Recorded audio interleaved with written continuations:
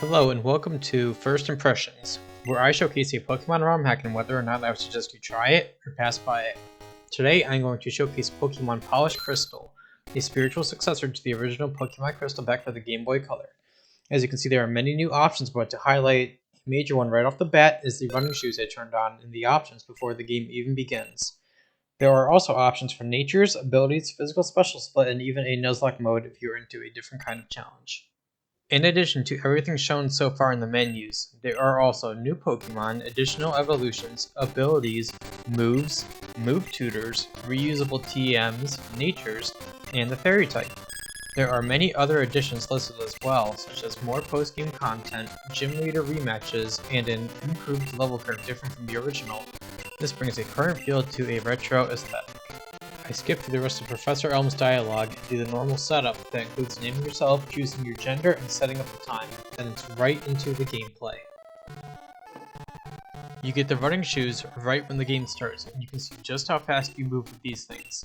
It really is an amazing feature, and I don't know if it's custom to this specific ROM hack, or just an improvement that all creators are using, but it really allows you to play the game without the need for speed up, or if you don't have the option, a slow walk for the first half of the game before you get the bike.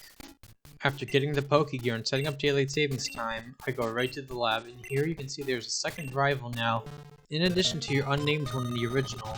There's a custom song not even 2 minutes in, and everything seems to have more life in it, such as colors, and even custom dialogue. It really feels like playing a Gen 2 game for the first time again. For now, I'm going to showcase just the first 15 minutes or so of the game, so if you are interested in trying it, nothing major is spoiled that you also wouldn't experience yourself if you were to play it. I will leave a link to the game in the description if you'd like to try it out for yourself. Now you can see the Pokeballs are all colored based on which starter you choose, blue for Totodile, and so on. I of course am going to choose the channel mascot, Totodile. Then we get to do our first battle with our rival Lyra. She, like in current games, chooses the one that's weak to yours, but again, has another custom song. You can see that moves, attack power, and whether or not it is physical or special is shown when you hover over your selected move. Upon leveling, you also see your stat increases and new totals across the board. Afterwards, I leave the lab and go through the first route where we can see the overhaul of berries, where they renamed them to new ones such as Oran berries with new custom sprays. Afterwards, we went through Cherry Grove City into the Berry Master's house.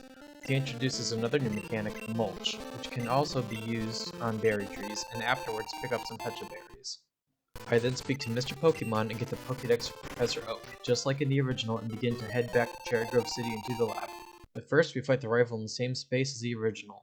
This team has been slightly adjusted to be more difficult, but still in a reasonably balanced way. Even being a higher level than him, it is still a close fight, due to him having 2 Pokemon rather than 1. I then name the rival, and afterwards I speak to Mom. Then I showcase how all the screens have a new custom look to them, from your party sprites, stats, and even a new tab showing your starter's ability.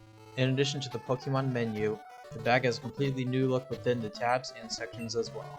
Even the Pokegear has an overhauled map as well as 30 contacts to hold phone numbers in.